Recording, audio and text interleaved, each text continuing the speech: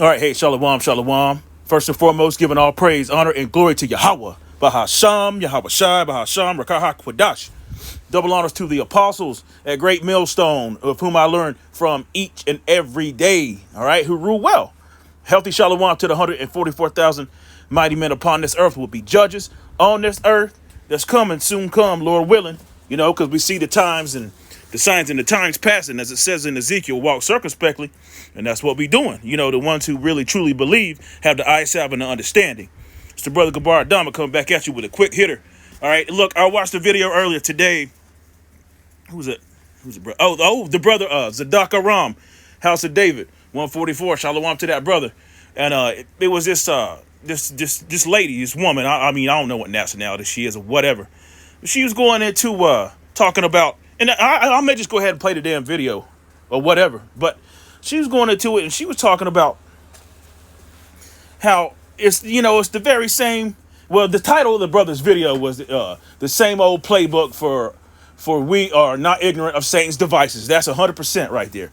All right, same old playbook. Anyway, you'll see it. But she was going into she was talking about the same thing happening over there in so-called Nazi Germany. It's the same thing happening over here. It's Esau's playbook. It's his MO. All right, and he's gearing up for war, and it's not really on his own merits. It's because these prophecies are coming to pass. And as the scripture said in the book of Revelation, he knoweth he had but a short time, so he's coming in like a flood. And there's a myriad of different languages, the language, and talking points that Esau Edom is talking about, blaming this on, the accuser of the brother. And it's always Jake, whether it be so-called black, Latino, Native American, or a speckled bird. Always blaming it on Jake. Always. It never fails. All right. So I'm going to read this. Then I'm going to go ahead and play this video. It's a little lengthy. It's a damn near 5 minutes, 10 seconds short of 5 minutes. Revelation 11 and verse 14. Listen to this very closely, because you got people that say, well, hey, brother, people been saying the end's coming in, but the prophecies ain't been happening like this. The mass awakening is on a high scale right now. Revelation 11 verse 14, it reads, the second woe. First and foremost, woe means destruction. Okay? But in this scripture is talking about war. All right? The second woe is past, and behold, the third woe come quickly. All right? Now, these scriptures are spot on, man. The scripture said none shall want her mate. All these things are happening right in front of your eyes. But you got people that are settled on their leaves. You got people, just like in the days of Noah, they were eating and drinking, giving unto marriage. Worried about things of this world, worried about carnal things. That's going to be no benefit in the kingdom of heaven. So without further ado, watch this. Check this out. And I got a couple of scriptures, to filter what she was talking about, because the scriptures very plainly said, your children shall dream dreams. They shall prophesy, dream dreams. People are seeing visions. All these things are happening, and Nero is burning this place down. Call Halal Yahweh Bashem Yahweh Shai. Let's go. Beginning of this video, if you are the kind of person who does not like deep dark tales, this is where you click off, especially dark tales about the country that we live in, the United States. I kept racking my brain trying to understand. Why does the White House seem completely indifferent to the fact that the supply chains are breaking and that containers are empty at the ports and the consumer prices are skyrocketing? It didn't make sense. Like, why this huge push all of a sudden with the tariffs? And then I remembered. I've seen this before. What we need to do is stop pretending that this is about jobs. Because what's happening in America right now with our jobs, our factories, our ports, our economy, all has historical precedent. And the last time that the world saw this kind of behavior clearly, it was in Germany before World War II. We're hearing it spun like this. We're bringing back manufacturing jobs. We're making America great again. We're becoming self-reliant. We're protecting American workers. What's really happening? If you look at what's being focused on, what's being reshored the first, things like semiconductors, military-grade electronics, steel and defense parts, pharmaceuticals, AI hardware and batteries. And not just anywhere, strategically. In Texas, near oil, defense, and ports, In Arizona, chips and aerospace. In Ohio and Pennsylvania, near rail hubs and industrial corridors. And in Georgia and the Carolinas, because they have port access along the coastlines.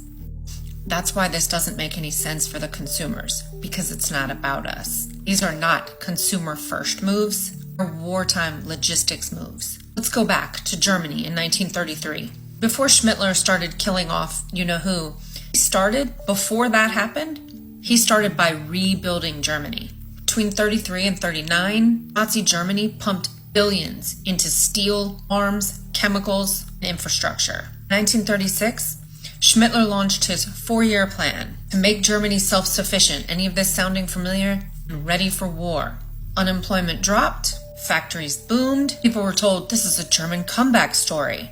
But then, in 1941, that machine was used to wage global war, and later execute genocide, using the very same railroads, factories, and forced labor that started as economic progress. And don't forget that during the World War in America, factories that were making consumer products moved over to making wartime products, bullets, helmets, tanks, etc.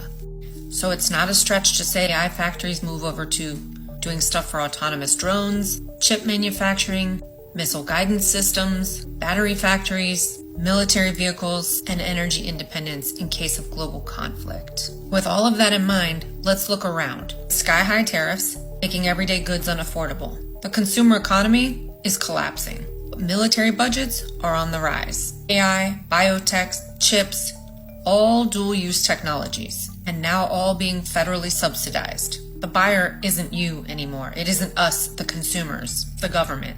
We are not the consumer. The war machine is. This was about revitalizing the economy for the American people, do things that would cause food prices to skyrocket, medications to go out of stock, and you would address jobs taken by automation. The economy isn't being built for us. It's being built for conflict. Germany didn't industrialize because it was evil. It industrialized because it was afraid, and it wanted control. It turned that power against its people. Today, the U.S. finds itself in direct competition with China to protect our interests, to restore our greatness. But how long until the war machine, the people become restless, and they need someone to blame? Just like they did in Schmatzi Germany. To control, people to silence, a scapegoat to make the American population quiet, calm, compliant. I've seen this movie before, guys. Only this time it's in English and it's being funded with our tax dollars. This isn't about jobs. It's not. If it were, it wouldn't be being done this way. This is about control, potentially about readiness, and definitely about war. When you marry all of that with all of the closed borders, dehumanizing anybody who's black or brown, we have the recipe for a very, very ugly situation on our hands. And I feel like history is about to repeat itself, but this time on American soil. All right, hey, so you saw that, you heard what she had to say, and hey, look, she's spot on, because this is Esau's MO. All right, we're gonna jump right into Matthew 24 and verse 7, not from Malachi to Matthew, because you gotta understand the history. If you don't understand the history, you're not gonna understand the mystery, right? So let's just go ahead and go into it. Matthew 24, verse 7, it reads, this is Red Letters, Yahushua speaking, our big brother, our chief cornerstone. All right, it's going to come back and wreck the shit out of this place. Let's go. All right, for nation shall rise against nation, and kingdom against kingdom, and there shall be famines, you hear this? And pestilences and earthquakes in diverse places. All right, so yeah, the third woe come quickly. When they say peace and safety, sudden destruction cometh. They bring in the draft back. All right. You know, all of these things, man, the scriptures illustrate and orchestrate every single thing that is being mentioned in this video right now. Let's keep going. All of it. All these are the beginnings of sorrows. Because, hey, right now, low key, we are in Jacob's trouble also. All right. And who gives us, look, these videos are only for the elect. This understanding is only for the elect. And that can be proven exactly with the scriptures. And it has been proven time and time again. So let's keep going. Verse 9. Then shall they deliver you up to be afflicted and shall kill you. and you shall be hated of all nations for my name's sake. All right, and that's talking about what? The Israelites, man. Really, in general. Okay, I mean, look, Jake. When we say Jake, we're talking about Israelites, right? Northern and Southern Kingdom. We don't need to keep showing you videos and giving you receipts and evidence of the pure hatred that all these nations, let alone Esau, Edom, the so-called white man, has against us. We don't need to keep showing you that. You've been through this all your life. You feel it day by day. Okay? Now, if you in the spirit of wanting to stay here, or if you in the spirit of trying to build something in a place that's destined to be destroyed, then your ass is going to be destroyed too. All right? Take it how you want it, but that's how you going to get it. Missile food. Verse 10, and then shall many be offended, and shall betray one another, and shall what? Hate one another. And many false prophets shall rise and deceive many. And because of iniquity shall abound, the love of many shall wax cold. You see that day by day, man. So I brought this up. And I just pulled this up, real quick lesson. All right, here we go. Look at this. What do you have right here? Okay? And when these Edomites hear certain talking points from you Jakes that are, somewhat carnal or really don't understand what's going on, they try to weaponize that against you, i.e. saying things like, we need to get together, the community. We don't want to stand for the national anthem or whatever, blah, blah, blah. What they see, let me tell you what they see. Okay, I mean, screw what they see, but you got to understand the psychology of this damn devil, man. All right? First and foremost, you got to have a fear of Yahweh Shem Yahweh Shai. I would say that, because that's the beginning of wisdom, and that's what the scripture said. All right? So, with all that, get understanding. So, when Esau Edom hears you Jake say stuff like that, in the same that DTA thing and all that, right? What they hear is that's a blow to their nationality, a blow to their pride, if you will. Okay, because what they're not telling you, and what you may not know, a lot of you brothers, I'm sure know, is that this place, how it's projecting. Nero, aka Donald Trump, what did he say? The Mexicans, they're rapists. They're not bringing their best. They're the criminals and all that. But when you Edomites came out of Europe, and that's not your homeland, by the way. Your homeland is Mount Seir. Okay, Micah 2 and verse 1, 2 and verse 2. Read it. Go do the research. Read it for your own self. But you know who they sent? They sent their damn criminals. They sent their rapists and all that. Hey, the scripture talking about the base man is over the earth. Okay? So here you go. They act like they just the biggest and the best. And nah. They they emptied the prisons out to come over here and rape and pillage and rob, as the scripture said they would do. All right? Will the military draft come back? Yep, sure will. I don't need to read no more of that. It's coming. It's in the scriptures. That's all you need. That's all you need to know. First Thessalonians 5 verse 3.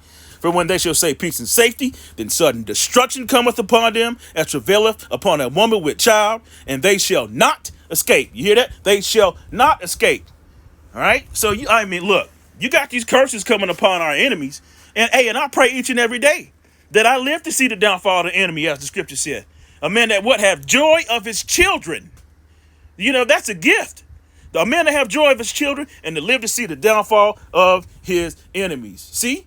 Verse 4 reads, but ye brethren are not in darkness, that day shall overcome you as a thief. Right? Because we watching. Scripture said, I have set watchmen. See? We watching for we seeing the signs. We seeing the prophecies popping off. Okay? We seeing you 2/3 Kuna lights crashing out. We see all this shit. We see Esau Edom losing his mind. We see America, aka Babylon, circling the damn drain. We see it. Okay? It's clear as day, man. 2 Corinthians. You know what? I'll leave that right there. I'll just make it real quick. Yep, real quick. Damn, come on now. All tabs. Where am I at here? What in the world? What just happened? Oh, it went to private. Okay, Salakia. Yeah, Joel 3 and verse 9. Let's read this. Proclaim ye amongst the Gentiles, prepare war. You hear that? Wake up the mighty men. Let the men of war draw near. Let them come up. So yeah, the draft is coming. You know, hey, it's gonna be these women out here gonna be trying to cling to a man of the Lord. They ain't gonna cling to nobody else. You know, hey, first and foremost, there's gonna be a lack of men, right? And not even that. There's already, and by design, by Yahweh Bashim Yahushua, a severe, a deficit of godly men. Okay, even the ones who claim to be in the truth, and that's that. You know, I figured I'd just put a little something out there. Spirit hit me to do so, man. I thought that was a pretty good video he put up there. You know, and it's informative. Just everything's to edify in the first place. That's all it is. Giving all praise, honor, and glory to Yahweh, Bahasham Yahweh Shai. And every chance you get, chant this place down. Kwam Yasharala and Wa Abba Babal. Boom. Shalom.